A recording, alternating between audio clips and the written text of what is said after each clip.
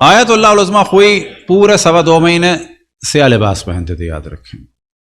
اور اس وقت ایک بہت بڑی تعداد قم میں بھی جس طرح ہم نے پہنا ہے، آپ یقین جانیں تقریباً جب ہماری نوجوانی تھی اس زمانے میں سیاہ لباس کا اتنا شاید رواج نہیں تھا. اگر آپ کو یاد ہو، مرد عام طور پہ سفید کرتا سفید پاجامہ پہنتے تھے، کچھ لوگ سیاہ کرتا پہنتے تھے. اگر آپ ماضی میں چلے جائیں، اللہ کا شکر ہے کہ یہ سیاہ لباس بڑا ہے، اور یاد رکھیں کہ یہ عزاداری ایسے ہی بڑھتی رہے گی. اتنا سیاہ لباس دنیا میں کبھی نہیں ہوتا تھا. تو مطمئن ہو جائیں کہ عزاداری آگے بڑھے گی. بالکل تصور نہ کریں، غم نہ کریں، فکر نہ کریں کہ عزاداری کم ہوگی. ہر ہماری نسل یہ سوچتی تھی کہ آئندہ کہیں عزاداری کم نہ ہو جائے. وہ سوچتے تھے، وہ سوچنے کا ثواب ہے. لیکن تسلی یہ ہے کہ کوئی پرابلم نہیں ہوگا.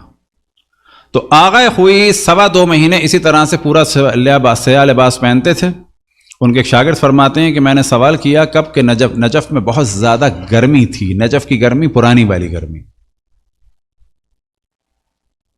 کون سا پرانا والا؟ جب اتنی ٹھنڈک کی چیزیں نہیں تھیں، اور وہ پورے سیاہ کپڑے پہنے ہوئے تھے. حتیٰ ان کے بقول کے موزے بھی سیاہ تھے. تو وہ کہتے ہیں کہ آقا اتنی گرمی ہے اور اب سیاہ کپڑے پہنے ہیں. کہنے لگے کہ یعنی اپنی جانب اور اپنی چیزوں کی جانب یہ جو کچھ ہے اسی سیاہ کپڑے کی وجہ سے ہے. کہنے لگے کیا مراد؟ کہنے لگے مراد یہ ہے. اچھا اب آپ یہ کچھ سے مراد علم نہیں، یعنی تقریباً اشارہ ہے یہ جو ہے نا، یہ جو سامنے بیٹھا ہے یہ سیاہ کپڑے کی وجہ سے ہے.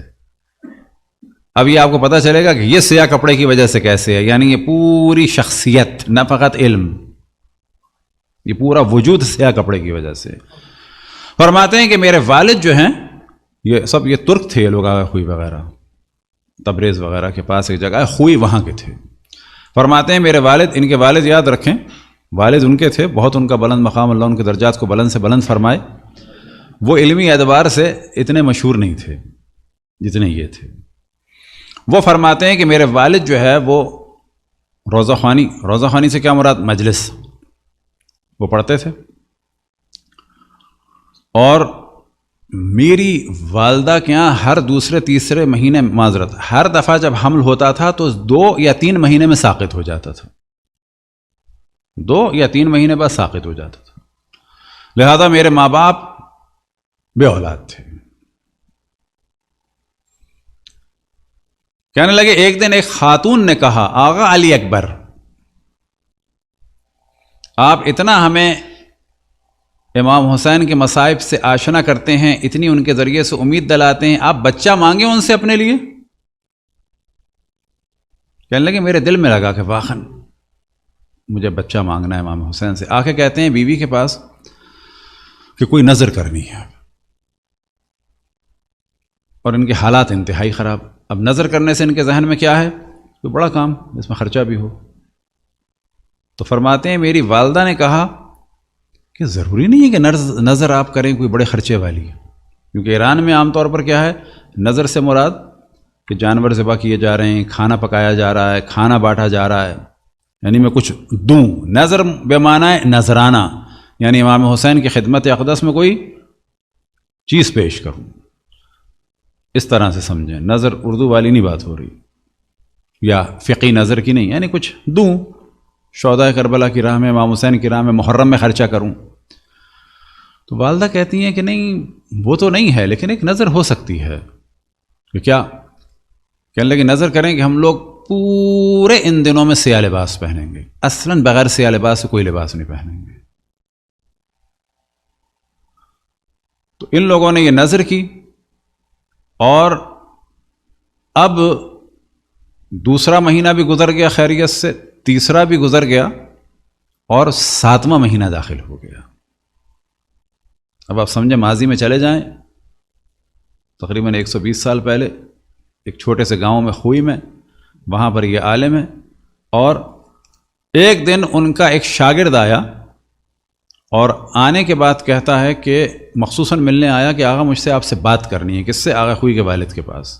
مجھے آپ سے ایک بات کرنی ہے. کہنے لگے کیا؟ کہنے لگے الگ بات کرنی ہے. کیا؟ کہنے لگے یہ بتائیے آپ کی زوجہ حاملہ ہیں؟ شاگرد استاد سے پوچھ رہا ہے آپ کی زوجہ حاملہ ہیں؟ یا خوئی نے خود بیان کیا ہے. والد کہتے ہیں ہاں کیوں؟ تو رونے لگا، کہنے لگے کل رات کو میں نے رسول اللہ کو خواب میں دیکھا، مجھے سمجھ میں نہیں آ رہا تھا یہ کیا خواب ہے۔ وہ کہہ رہے تھے کہ اپنے استاد علی اکبر سے کہو، یہ جو میں آپ سے بتا رہا تھا نا، یہ چیزیں ہوتی ہیں ایمان کو مضبوط کرنے کے لیے، بعض دفعہ وہ ان کے پاس بھی آ سکتے تھے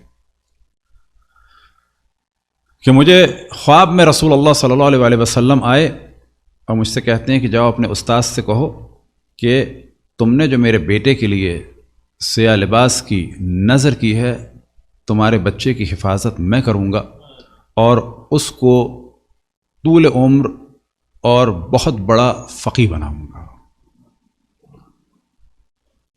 اب آپ تصور کریں کہ انہوں نے کوئی بہت بڑی مجلس کی یا کھانے کی، وہ ان کو نیگیٹو نہیں کر رہے مجلس یا کھانے کو، ان کے ذہن میں جو سمجھے ایک چیز آئی، جو الہام ہوا کہ میں سیاہ لباس پہنوں گا۔